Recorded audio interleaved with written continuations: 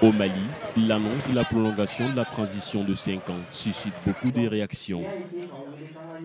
Une coalition de partis politiques a rejeté ce mercredi à Bamako le chronogramme proposé à l'issue des assises nationales de la refondation.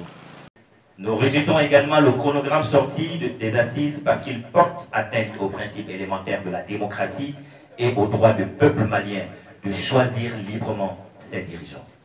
Ce chronogramme prolonge le coup d'État. Il porte les germes de l'instabilité politique et de la généralisation de l'insécurité. Par-dessus tout, le nouveau chronogramme notifié à la CEDEAO viole la charte de la transition. Il viole la parole et l'engagement des autorités vis-à-vis du peuple malien.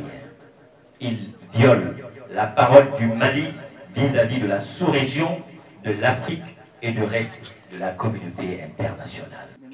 Pour le cadre d'échange des partis et regroupements politiques pour une transition réussie, il y a manque de volonté politique de restaurer l'ordre constitutionnel.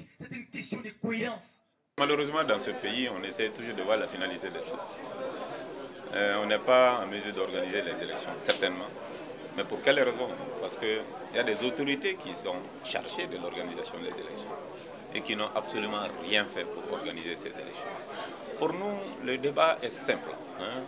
Le délai qu'on s'est fixé, un parti en notre transition, prend fin le 27 février. Et c'est là le délai que de façon consensuelle, l'ensemble de nos soutiens, de nos concitoyens, on s'est mis d'accord. À partir de ce délai, nous considérons que les autorités actuelles ne sont plus légitimes pour conduire notre transition. Il est important qu'on ait un consensus général pour le reste à suivre. Cette coalition, qui avait refusé de prendre part aux assises nationales, appelle les autorités à respecter leurs engagements. On ne peut pas faire une transition au-delà de 2 ans. Au-delà de 2 ans, c'est impossible. Ils ont accepté les 18 mois devant le peuple malien. Il faut qu'ils respectent leur voix. Un homme aussi, c'est sa parole. Un homme, c'est sa parole. Et autant qu'on connaît les Maliens, le Malien a toujours été quelqu'un qui respecte sa parole. Et nous avons besoin de ces Maliens-là aujourd'hui. Et nous voulons que les autorités de la transition nous montrent cette valeur-là. Qu'ils respectent leur parole, c'est l'essentiel.